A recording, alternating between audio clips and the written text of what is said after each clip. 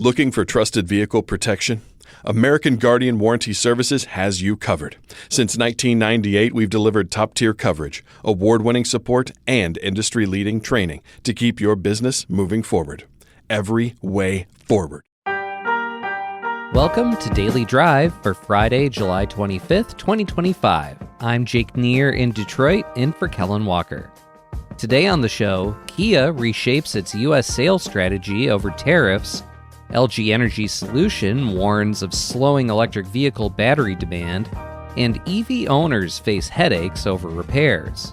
Plus, two service drive pros talk about the issues surrounding warranty reimbursement and what's at stake on that front in the fight between two giant automotive trade groups.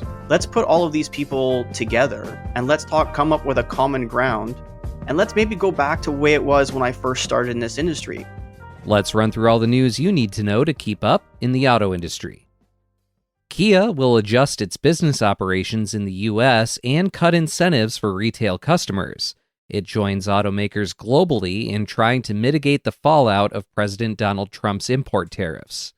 Kia says vehicles produced at its factory in Georgia will primarily serve U.S. customers. It will shift supplies away from markets like Mexico and the Middle East. At the same time, cars made in Korea will be redirected away from the U.S. and shipped to places like Canada.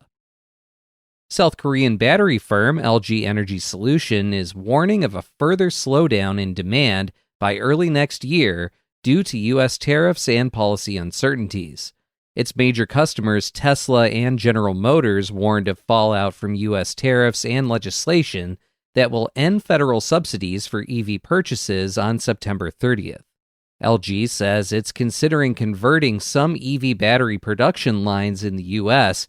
to cater to energy storage systems in response to slowing EV demand. And a new study from CDK Global finds that most EV shoppers mistakenly believe EVs are more expensive to maintain, but when drivers do need to get their car fixed, the study found the time it took to have an EV serviced increased in 2024 compared with 2023. Only 28% of EV owners were able to get their car or truck fixed the same day in 2024. That's down from 40% the previous year. For 29% of owners, repairs carried over to the next day. The number of EV owners who had to wait 3 days for their repairs to be completed grew from 9% in 2023 to 14% last year. And those are today's headlines. I'm joined now by Automotive News Retail Senior Editor Dan Shine. Dan, we can consider this sort of a supplement to our usual Fixed Ops Friday here. Really appreciate you being here. Great. I'm getting paid extra for this. Is that true? We'll talk about that later. Okay. We'll talk. But I wanted to ask you a little bit about your reporting on the CDK Global study about EV repairs at the shop. For one thing, do we have a sense of what it is that's causing EVs to take longer in the service drive than they have in the past? Yeah, so CDK polled for a big study a bunch of EV owners, and part of the discussion was about their service experiences. And they found that getting their vehicle into the service department was taking longer, and then from the time that they brought it in until when it was fixed and they could take it home was longer than in 2023. And I think it's just kind of indicative of kind of the way things are in a lot of dealership service departments these days, is that it's very crowded. It's very hard to get in. Even if you had a internal combustion engine F-150, it's going to be very hard to get in. So I think that's just kind of part of where we are. There's technician shortage, and there's just not a lot of capacity right now in a lot of dealerships. And I think also EVs take a little bit more handling and care. They require a little bit bigger bay, and so I think also technicians take a little bit more time because of the the voltage and the batteries and all. So I think all those kind of play into and why it's taking a little bit longer. Talk about it from the service drive perspective. Obviously, the story is big news for EV drivers themselves, but what are the shops themselves, the dealerships, facing when it comes to this new era of trying to fix EVs and some of the frustrations that maybe come along with that? So as you know, there was all this, when EVs kind of became the thing, and all these service departments had to kind of rush to get all different kind of new equipment, and they had to have, a larger bay. And there was a lot of kind of grousing because it was very expensive to get, lifts that could hold a big heavy battery and things like that. And so, but dealerships kind of geared up for the most part, and they were ready. And then, EVs kind of haven't really caught on as, I think, big as they kind of thought. And so they're trying to train their technicians to be ready for EVs, but they're just not seeing a lot of them in the shops as much so far. But again, it's, you need special training, you need technicians. And first of all, it's hard to find technicians, and then to find one and get them trained on EVs, takes a little bit longer. And so I just think it's, this is, again, comes down to a capacity issue with a lot of dealerships. Anything else you want to add about this story? Well, what I found was a little bit interesting was, one is that, again, I think a lot of service departments figured, EVs come, we're going to lose a lot of revenue because they can do a lot of over-the-air updates, and they won't have to bring their vehicle in. But this survey for CDK Global showed that I think 83 or 85% of EV owners said in the first year they brought their vehicle back at least once to the dealership. So there's opportunities there for dealerships to rotate their tires or give them new wiper blades, things like that. Also, when they ask these respondents, when you got your vehicle serviced, did you go to the dealership or did you go use some other kind of way? And most, again, went to the dealership, but there was a growth from 2023 in mobile service, slight uptick, and also in pickup and delivery. And so that also increased a little bit. So I think that's kind of interesting, that I think more and more consumers, especially EV owners, might turn to mobile service and pickup and delivery as their preferred way to get their EV serviced. Well, Dan, stick around. We're going to talk to you a little bit before your interview today. We're going to hear your conversation with Joshua Taylor and Jeff Daniel about the headaches associated with warranty reimbursement in service drives. That's next on Daily Drive. When it comes to vehicle protection, American Guardian Warranty Services has you covered. Since 1998, AGWS has been a trusted leader in F&I solutions, offering top-tier protection plans for autos, RVs, power sports, marine, and more, all backed by A-rated insurance carriers for reliable coverage you can count on. But we don't just offer protection, we deliver results. With award-winning marketing materials, expert dealer training through AGWS University, and exceptional customer service, we are committed to helping your business grow while keeping your customers protected. Join thousands of satisfied dealers and agents who trust AGWS for comprehensive coverage and unmatched support. Visit agws.com or call 800-579-2233 today to keep your business moving forward. Every way forward. Welcome back to Daily Drive. I'm Jake Neer, and I'm joined by Automotive News Senior Retail Editor Dan Shine. Dan, again, you spoke about warranty reimbursement rates with two experts here. Talk about how this interview came about and sort of set us up a little bit about what we're about to hear. Sure. So warranty reimbursement rates is kind of one of these headaches that dealership service departments deal with all the time. And the kind of bubbled up to the surface with the recent kind of spat between the Alliance for Automotive Innovation, which is kind of represents, major automakers, and the NADA that represents dealerships. And part of their squabble was over warranty reimbursement rates. And so I thought it was a good opportunity to talk to Joshua Taylor, who's a technician trainer and coach, and Jeff Daniel, who runs Maple Hill as a service director there up in Kalamazoo, Michigan, and just kind of talk to them a little bit about warranty reimbursement rates and the bane of their existence and why it is, and maybe what some possible solutions could be to kind of get past this issue. Jeff, thanks so much for joining me on the Fixed Ops Friday edition of Daily Drive. You're most welcome, Dan. I appreciate being here. Yep, glad to be here. So I want to talk about warranty reimbursement. Always one of these pain points, one of these issues that kind of bubbles below the surface at a dealership. Kind of came to the surface recently when the Alliance for Automotive Innovation, which represents most automakers, asked the U.S. Department of Justice, their new anti-competitive regulations task force, to examine whether state franchise laws restrict competition and harm consumers. One of the kind of targets is warranty reimbursement rates. Jeff, take me on like a quick warranty reimbursement 101. What is that? What does a warranty reimbursement entail at the dealership? It's a predetermined amount that the manufacturer will pay you based on the labor that you're doing on that job in perfect ideal situations and circumstances, which in our industry really don't exist. We've got rust, we've got salt, we've got rain, we've got whatever, but it's a formula that they use to say, okay, if that part fails, we're going to pay you X amount of dollars per hour to do that, which they do a time study and all the repairs come in and they say, okay, a fair amount is this. And we have no choice at the manufacturer to accept that unless you're in a state with reimbursements that are approved for state rate reimbursements, which is where this little tug of war is going on right now. Multiple states have it. It's very cumbersome to try and apply for retail. They don't pay retail, it's at a reduced rate. They don't pay retail on the parts, it's a reduced rate. So Josh, tell me why, from a technician standpoint, I know a lot of wrench turners don't like doing warranty work, and they'd rather maybe do a better, customer pay job. What's the bane for technicians when it comes to warranty work? I don't think that necessarily any mechanic is upset specifically with one or all or some of the warranty reimbursements, because it's, like you said, fair, I think is something that Jeff had said. Fair is a relative term. Jeff mentioned they do a time study. Well, if they did a time study and did it well and did it thoroughly, we would never have to do a time study again in the store when we find something isn't completely out to lunch. And I think that's where technicians, myself included, had issues as we come up and experience through the trade. I use the mantra when coaching and talking to shop foremen about teaching your team.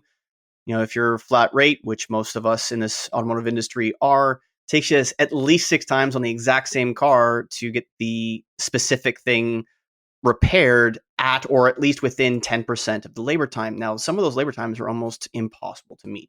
Some of them are almost impossible to meet. They theoretically can be met, as Jeff mentioned, because they were done, but perfect conditions don't exist. We have rust, we have corrosion, as Jeff said. So from a technician standpoint, fair is definitely a relative term. Fair to whom? Mm-hmm. And from the flip side of that coin, being able to see both a technician point of view and leadership point of view from the shop, it's cumbersome, period.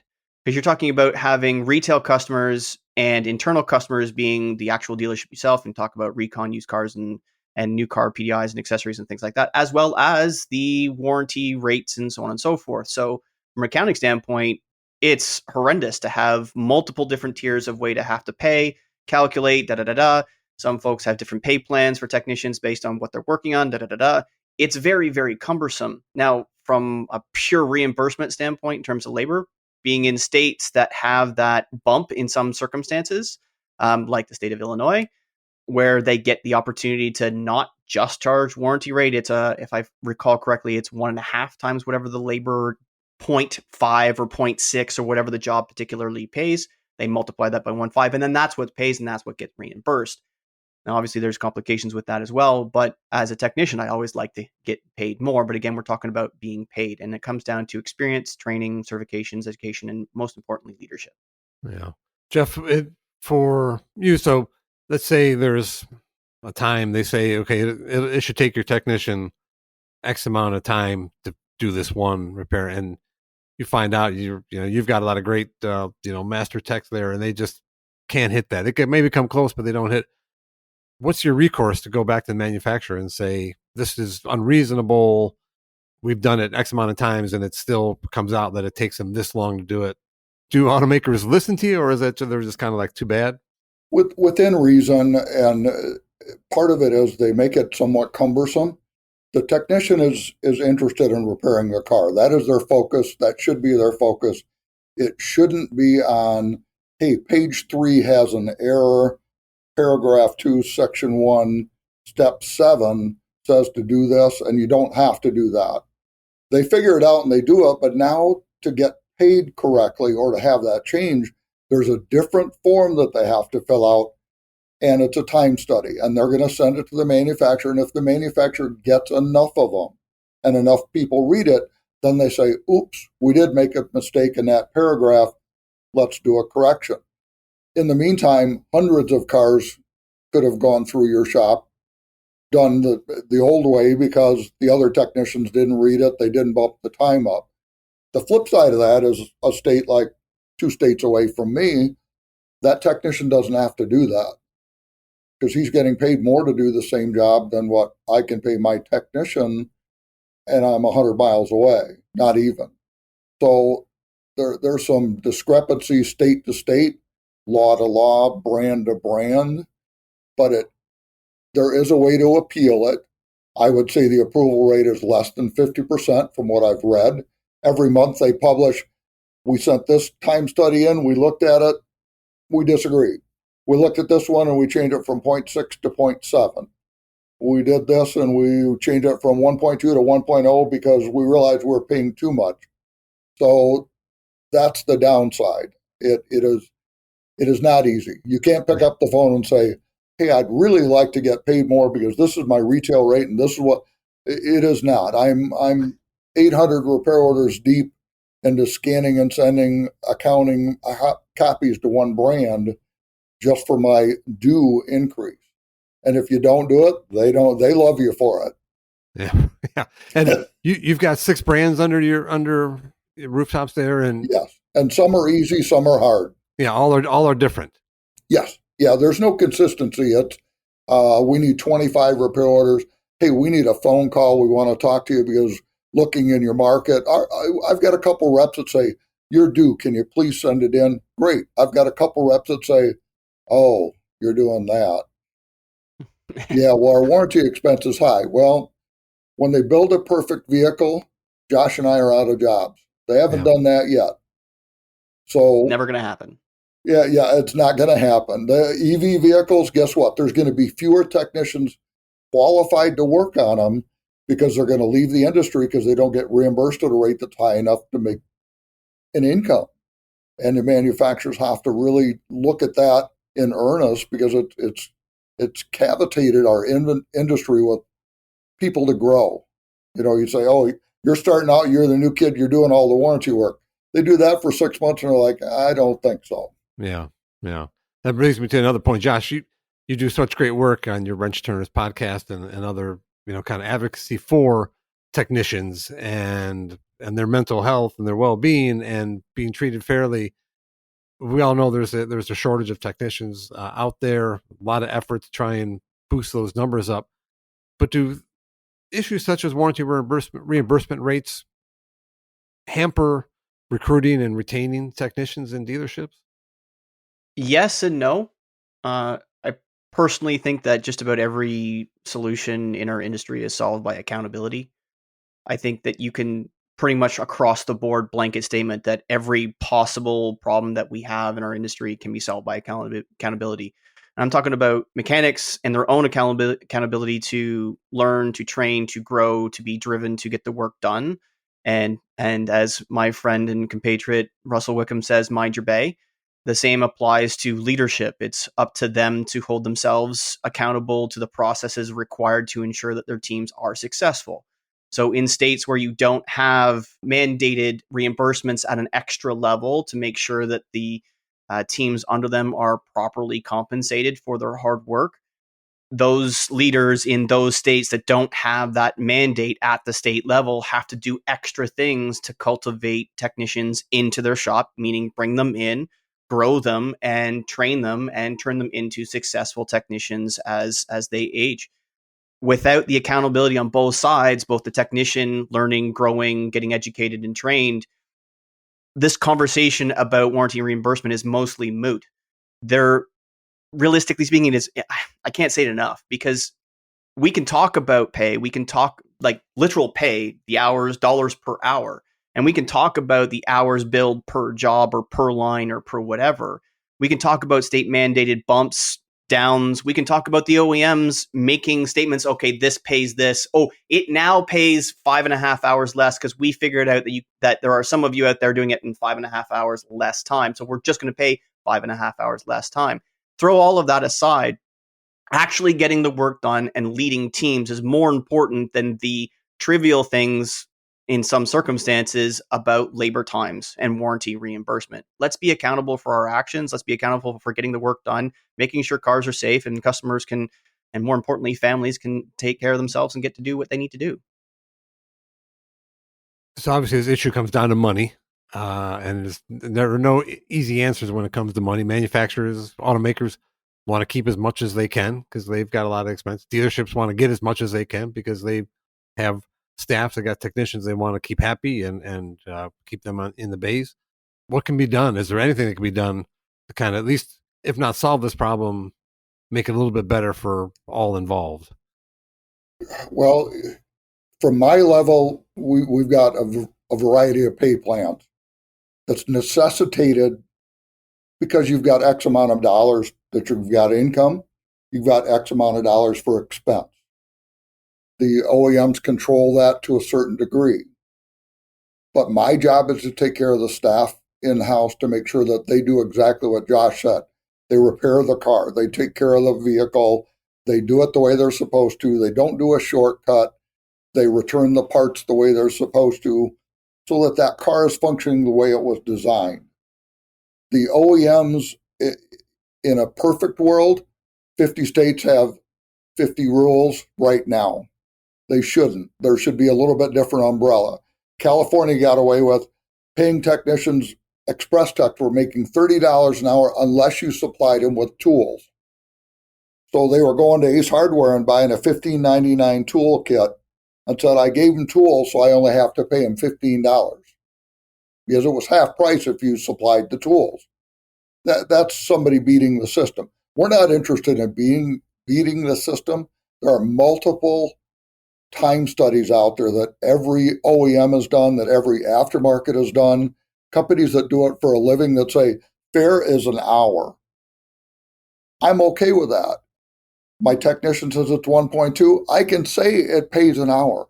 But when the OEM says, we decided it's going to pay 6.6, and shrug their shoulders, and there's no recourse, I either pay my technician the hour or I eat the difference. And if I eat too much of the difference, then the bookkeepers upstairs are going, what happened here? So it's a catch-22. I think it needs to be addressed on a national basis. The OEMs will fight it, obviously, because quality is an issue. They complain that expense is a huge issue. Warranty expense is a huge issue. Mm-hmm. With that, I say revert to that first word, quality. When the quality is actually stamped on the product, you will have less warranty expense. I mean, that's as simple as it gets. Yeah. Technicians still they take tremendous pride in what they do.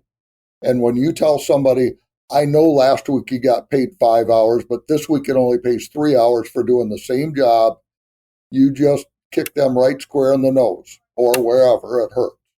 And they've done everything you've asked them. They're trained, they bought all their tools, they've got expenses up the wazoo, and you just reduce their paycheck by 25%. I have to adjust that at my level. The OEMs have to adjust it at their level. Josh, I'll put you. You can be the peacekeeper. You can settle this issue. What's the magic pill there to maybe make this at least a better system?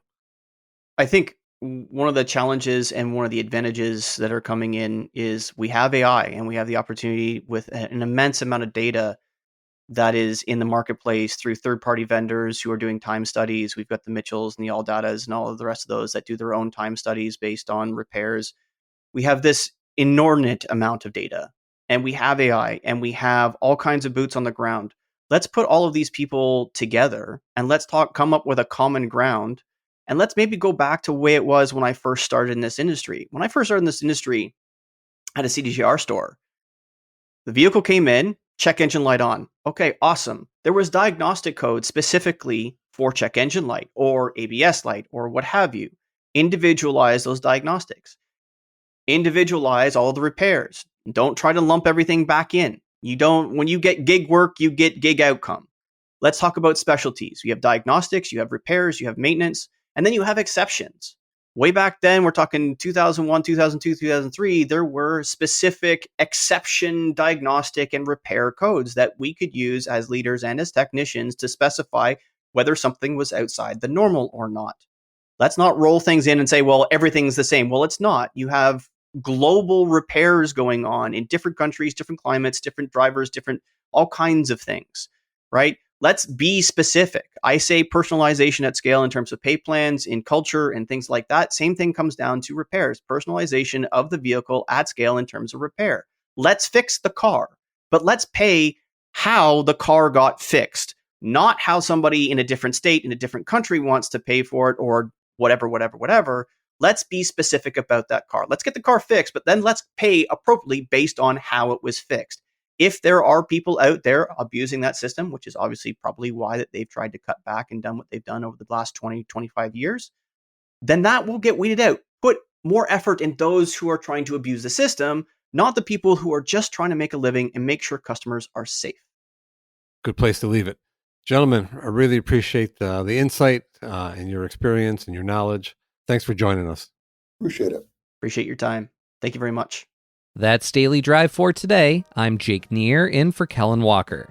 You can get the latest news on service and parts, manufacturing, and everything happening in the auto industry at autonews.com. Come back over the weekend for our Weekend Drive edition of the show. Our own Larry Velaquette and Michael Martinez break down the week's biggest stories from across the automotive industry. I think what you're seeing is the first fruits of this new tariff regime that we're all living in. We didn't know what the tariffs were going to do, when they were going to land, what they were going to be. So everybody held their powder and their earnings are taking a hit because of it. We'd love to hear from you. Let us know what you think of the show and the topics we covered today. Send us an email at dailydrive@autonews.com or leave us a voicemail at 313-444-2774. And if you enjoy the podcast, remember to like, leave a review, and subscribe so you never miss an episode.